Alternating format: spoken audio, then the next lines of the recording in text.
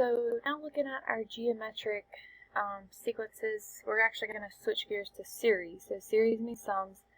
So we have two formulas here. If you look at the formula sheet, they are both on the formula sheet. So how do you know when you're going to use which formula? So if they give you a finite, so guys remember finite means that it ends, geometric series, and they ask you to find the sum of it. So for example, if it says 1 here and then it says like 50, it says some constant, then you're going to use this formula here. If they give you the sum of an infinite, so it means it doesn't end, so if it was written as a sum it would have infinity on top, then you would have to use this formula here.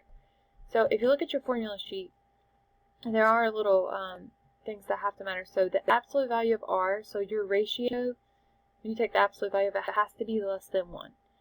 If for some reason that, I'm not going to write this on your thing, but so when you're using the infinite one,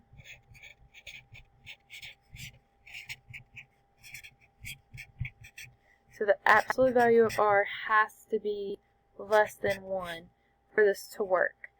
The vocabulary for this means that it converges. That means that you can get a sum. If you take calculus, you're going to talk a lot about converges and diverges. But just want you to be exposed to the vocabulary. If r, the absolute value of r is greater than 1, that means it's going to diverge. And that means you can't use that formula. So it's not going to have a sum. It's not going to diverge to a sum that's number. It's just going to it's going to keep getting bigger and bigger and bigger, or it's going to keep getting smaller and smaller, just depending on what that ratio is. So in order for you to use this formula, your ratio, the absolute value of it, has to be less than 1 for it to converge to a sum. Okay.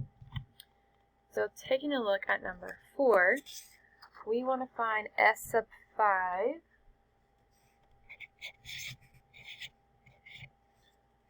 And we are given a sub 3 is 16, a sub 6 is negative 2. And it does tell you this is geometric series. It would have to with just the information that you're given. So, because we are finding s sub 5, okay, we're finding just the sum of the first 5 terms, that means this is a finite sum here, or finite series, okay? So when you're looking at your formula sheet, because we're working with the finite, we're going to be working with this middle formula here, okay? The middle formula is where you can use the finite. So we're going to be s sub n equals a sub 1 times 1 minus r to the n over 1 minus r. So we need to figure out what a sub 1 is, and we need to figure out what the ratio is. So I'm going to go ahead and fill in. We know this is s sub 5.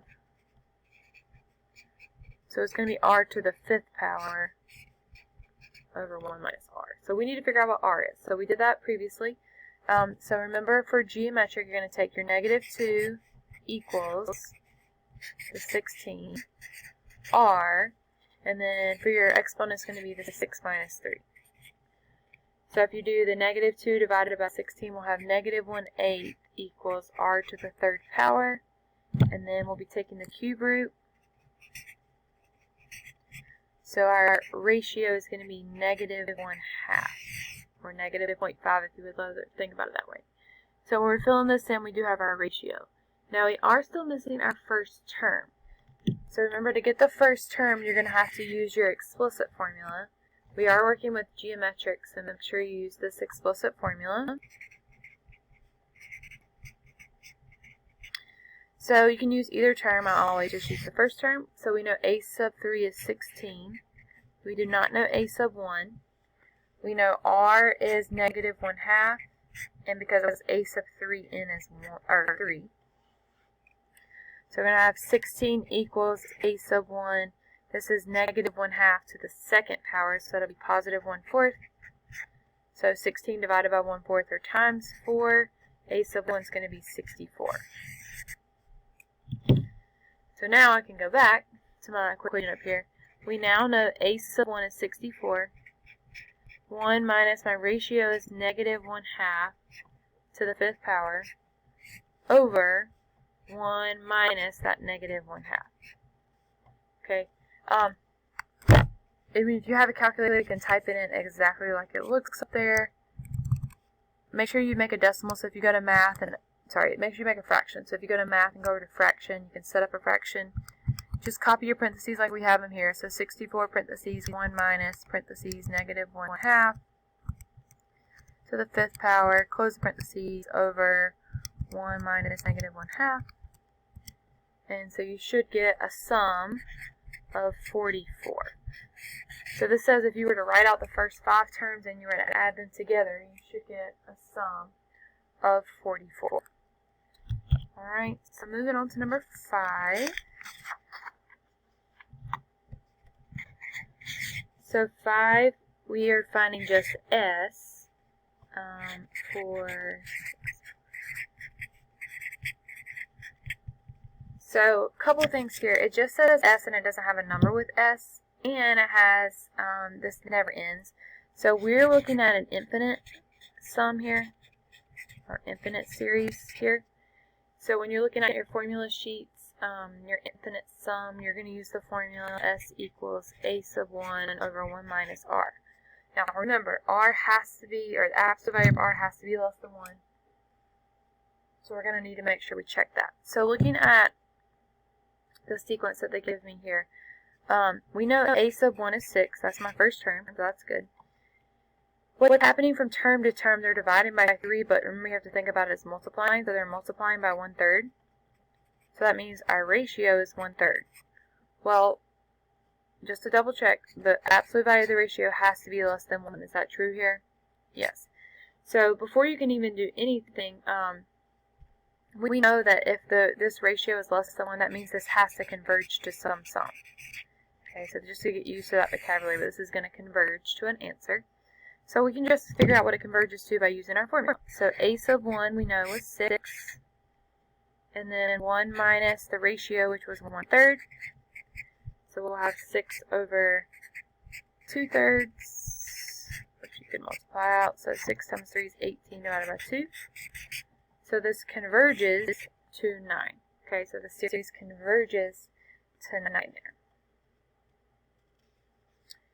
So take a look at number 5. That was number 5. Sorry, take a look at number 6. For number 6, they write it in the sigma form, which remember means a series or a sum. So we're doing a sum here. Infinity, so we're doing an infinite sum.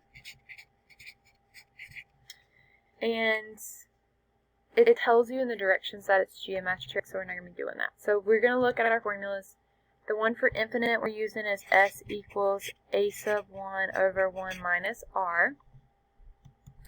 So to get your R value, if it's written like this, whatever the exponent is raised to, and it really doesn't matter if this is n plus 1, any value of n, that is going to be your R value. So your R value is just that 0.8. Now to get your first term, you have to be careful. For your first term, you want to make sure you plug in whatever the bottom number is. So because of 0, you're really doing A sub 0. Well, anything to the 0th power is going to be 1, so the first term is going to be 1. Now we do want to make sure we double check. For us to use this formula, the absolute value of R has to be less than 1. Well, 0.8 is less than 1, so that works.